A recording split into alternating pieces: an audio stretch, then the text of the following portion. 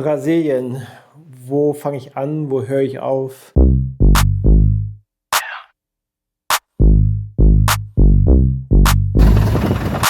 Es war auf jeden Fall mal eine andere Reise. Ich habe schon für Failing Tales selber die eine oder andere Reise gemacht. Ich wusste auch gar nicht so richtig, was wird mich erwarten. Also zum einen hatte ich ein bisschen Respekt vor Südamerika und gerade auch vor so einer Metropole, die ja, wenn man das so ein bisschen recherchiert, ja, ist vielleicht ein bisschen gefährlich, muss man mal ein bisschen gucken, wo man abends unterwegs ist, keine teuren Gegenstände an sich tragen. Und ja, dann ist man ja schon so ein bisschen mit Vorurteilen behaftet und denkt so, okay, ja, zum einen freue ich mich, das zu sehen, zum anderen, oh Gott, was erwartet mich? Und dann war es soweit, 2025, also letztes Jahr Anfang Dezember, nach São Paulo geflogen, angekommen. Da stand ich dann, habe Arian kennengelernt.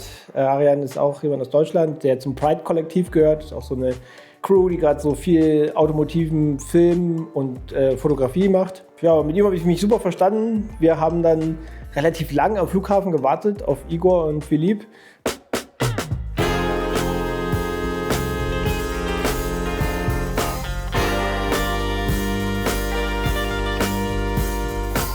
Weil ich dann ganz schnell gemerkt habe, als sie uns abgeholt haben, was das eigentlich heißt, in São Paulo Auto zu fahren. Wir sind raus vom Flughafen auf die Stadtautobahn und es ist ja so eine Metropole. Und ich habe dann gesehen, auf dem Navi stand knapp 50 Kilometer, Ankunftszeit 2,5 Stunden später. Und dann wusste ich, okay, was ist hier Programm? Und dann sind wir da durchgefahren und dann habe ich einfach gesehen, wie viel Kontraste das hat. Diese Metropole mit diesen riesigen Wolkenkratzern der Innenstadt, gerade Downtown, was super schick ist, super reich ist. Und du hast aber links und rechts, soweit das Auge reicht, Favelas, die Viertel, wo bezahlbare Wohnungen sind, natürlich auch viel Armut herrscht, Kriminalität. Das war so das Bild, die Autos total abgefuckt. Wir auf der Autobahn von links nach rechts auf irgendeiner Spur gewesen, ohne zu blinken, immer wieder reingedrückt. Und das geht die ganze Zeit so. Auch wenn ein Krankenwagen kommt, da wird selten Platz gemacht. Bei einer Polizei, wenn es eine Special-Einheit ist, das haben sie mir erklärt, es gibt so unterschiedliche Typen von Polizei, was dann Richtung Militär und sowas geht. Je nach Grad, umso mehr wird dann, oder so umso schneller wird dann Platz gemacht. Und das war dann, das hatte keine 20 Minuten gedauert, da hattest du das volle Programm da gehabt. Dann hieß es auch, ey, wenn ihr hier rausfilmt, macht's vorsichtig, haltet die Kamera bitte nicht raus oder das Handy. Das ist ganz schnell, dass dann Motorradfahrer, und die Motorradfahrer fahren links, rechts, in der Mitte, gerade hinten über das ist wirklich krank. Und die hupen halt, um sich bemerkbar zu machen. Und wenn du dein Handy da halt falsch in der Hand hast, dann ist es halt weg. So, das war so ein bisschen das Programm erstmal. Ich weiß nicht, ob ich eingeschüchtert war, aber ich war auf jeden Fall impressed. Dann ging es halt weiter, Unterkunft richtig cool. Es war ein großes Haus, so eine Mansion. Wir waren überall verteilt und Abend war immer. Brasilianisches Barbecue, es wurde getanzt. Ich habe mir Samba beibringen lassen. Einfach diese Kultur. Wir hatten unter diesem Dach von diesem Haus noch ein Partyauto. Das stand mit unter diesem Vordach und dort einfach der Subwoofer an und dann hatte in der Nacht einfach das Auto die Musik für die Party gegeben und das war ein Volkswagen Gol. Gol kennt man ja hier als Golfausstattung zum Beispiel. Da ist es ein eigenes Auto und ich würde sagen, es ist eine Mischung aus Scirocco und hinten sah es so ein bisschen nach Polo aus. Vielleicht hat der eine oder andere von euch hier noch mehr Insights, gerne in die Kommentare.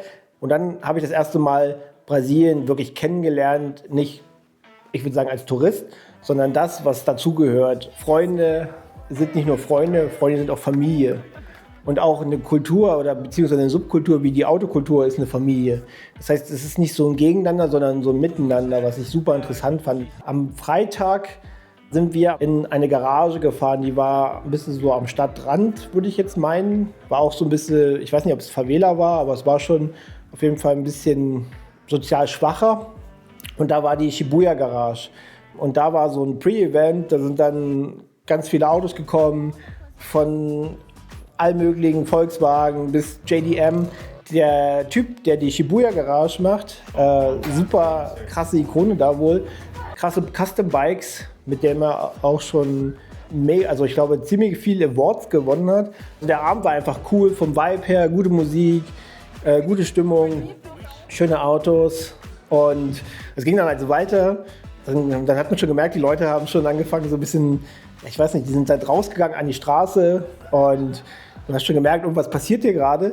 Und dann habe ich es gesehen, da war halt ein Opel Corsa. Das war eine Attraktion. Das Ding war halt verrückt umgebaut. Er ist einfach die Straße entlang gefahren. Der hatte halt hinten so einen Unimuffler-Auspuff dran.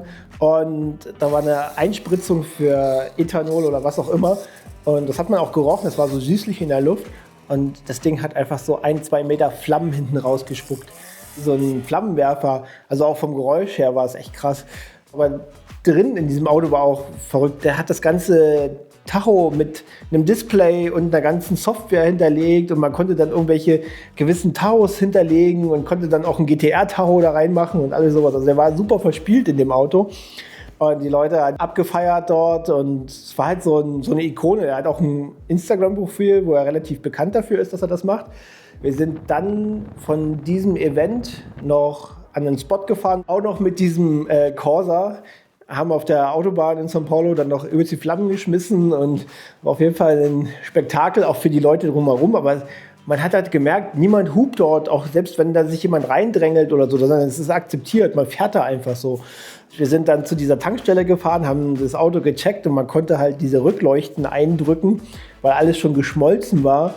Also es war einfach von diesen Eindrücken, das war ein Ding nach dem anderen. An der Tankstelle dann so Gegensätze, wie es auch in der Stadt ist, von den Autos, von den einfachsten Autos, wie zum Beispiel der Corsa, einfach mit so einem riesen Auspuff, anstatt aber auch an der Tankstelle zum Beispiel der neueste GT3. Und dann halt auch wirklich diese Autos, die auf dem Event sind. Von dem M3 war auch mit was dabei, was mir jetzt so einfällt. Oder ich glaube auch ein Kombi, das war irgendwas Amerikanisches. Und auch mit einem fetten Motor von einer Frau gefahren. Und wir wurden alle irgendwie eingeladen. Und jeder durfte mal in irgendeinem Auto sitzen und Turbo umbauten. Und wir sind dann durch São Paulo durch. Und es war einfach schön zu sehen, wie die gemeinsam diese Autokultur und diese Familie leben. Das hat mich beeindruckt, dass das so ein gemeinsam ist. Dann sind wir Samstag auf das Event gefahren. Es war auch immer witzig, wenn wir mit den Autos unterwegs waren. Es war immer Spaß, laute Musik. Jeder hat irgendwie so, das war halt wirklich auch die ganze Zeit so dieser Good Vibe. Auf dem Event selbst, das war direkt in São Paulo. São Paulo kennt man vielleicht, Interlagos. Das ist ja die bekannte Rennstrecke, die Formel-1-Strecke. Man sieht doch überall Bilder von Ayrton Senna. Ayrton Senna ist bis heute noch der Nationalheld. Und das war direkt am See dort. Und da waren die Autos dann aufgestellt für das Event. Kleine Bühne, Barbecue-Grill, DJ, der wirklich so typischen brasilianischen Funk aufgelegt hat. Auch eine Musik, die ich mittlerweile sehr feiere. Ja, und auch da war auch wieder die Vielfalt an den Autos, von JDM bis diese ganze European Car Culture. Wenig Amis, würde ich sagen. Und halt typisch so Modelle für Brasilien. Also wirklich Automodelle, die es nur für den brasilianischen Markt gibt. Man merkt auch, das Tuning dort ist nicht das, was es hier ist. Weil der Zugang zu dem Auto und zu den Tuning-Teilen gar nicht so einfach ist, wie wir das haben. Das liegt daran, dass Brasilien eine extreme Importsteuer hat. Und du bezahlst halt 100% von dem, was du importiert hast, nochmal als Steuer drauf. Und damit ist einfach, du schaffst nicht einfach irgendwelche BBS-Felgen dort zu haben. Und das andere ist halt wirklich alles selbst gemacht. Du siehst halt wirklich auch Kreativität, dass man halt Teile aus einem Baumarkt benutzt oder so, was ja hier verpönt ist. Dort geht es nicht anders, wo du es ja sonst gar nicht leisten kannst. Und die Menschen lieben es trotzdem und zelebrieren das und gucken natürlich nach Europa, was machen wir, und versuchen das Ganze auch in ihrer Art und Weise zu machen. Und das hat seinen Charme. Auf diesem Event haben wir dann einfach ein bisschen mit den Leuten uns ausgetauscht. Ich wurde eingeladen, mal richtigen brasilianischen Caipirinha zu trinken. Ich habe jetzt auch in Brasilien meinen eigenen Namen, Caipi Bremi.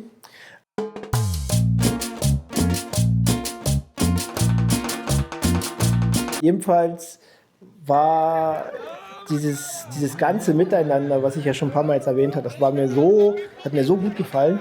Wir waren dann so, dass wir auch uns Autos aussuchen mussten. Wir hatten so verschiedene Bewertungskriterien, so Top 10. Dann gab es aber nochmal einen speziellen Felgentilt-Choice, also von uns oder von mir ausgesucht. Dann bin ich halt rumgegangen, das waren so viele verrückte Autos auch.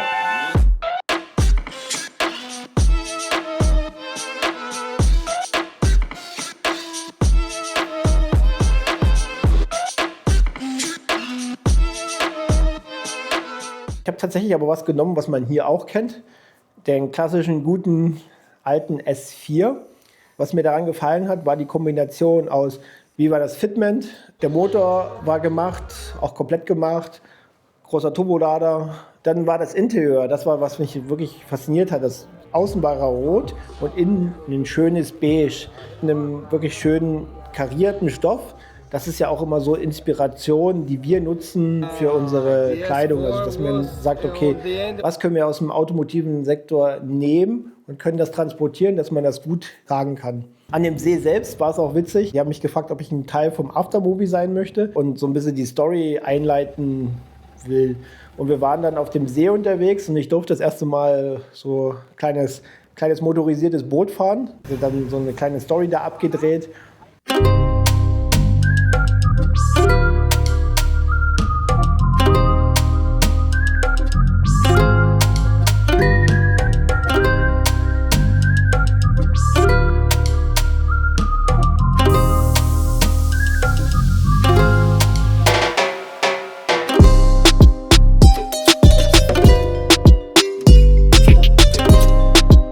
Und ja, dann ging so auch der Sonntag zu Ende. Alle Leute waren super happy, haben uns dann auch viel unterhalten. Und wir sind dann am Abend noch eingeladen worden. Und das war crazy. In einem ganz anderen Stadtteil von São Paulo. Da war eine Luxusgarage. War einfach crazy, weil im Boden waren Lichter eingelassen. Die hatten eine Anfangssequenz. Du hast am Anfang dieser Werkstatt gestanden und dann ging es los. Und dann war wie so eine Startsequenz, wie so auf einem Flugfeld oder so. Und diese ganzen Lichter gingen an.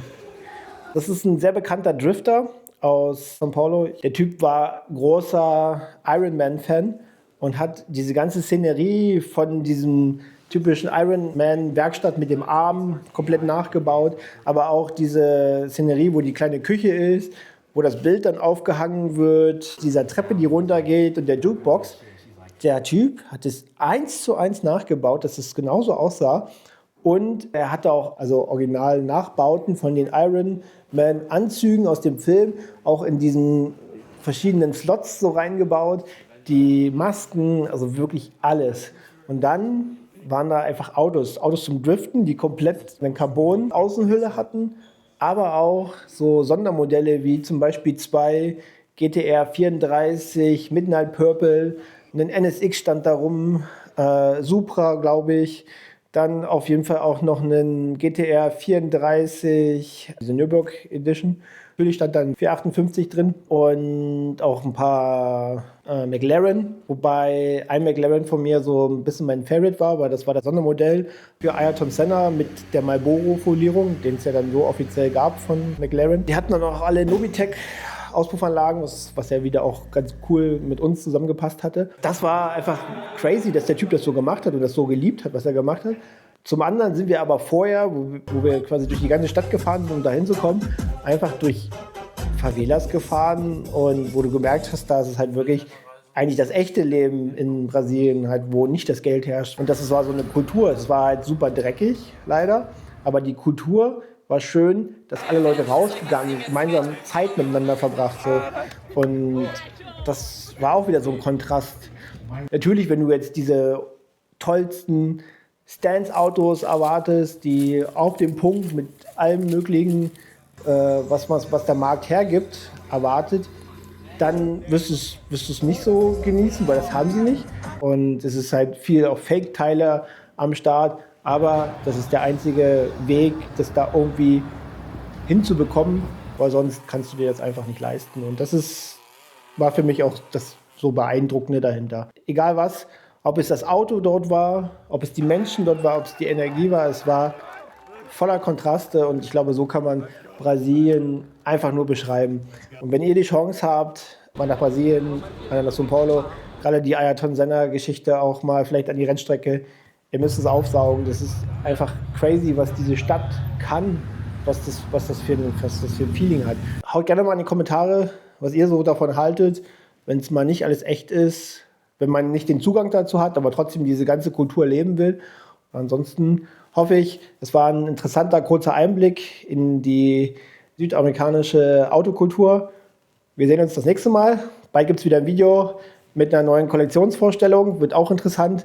Also schaltet wieder ein. Bis dahin. Tschüss.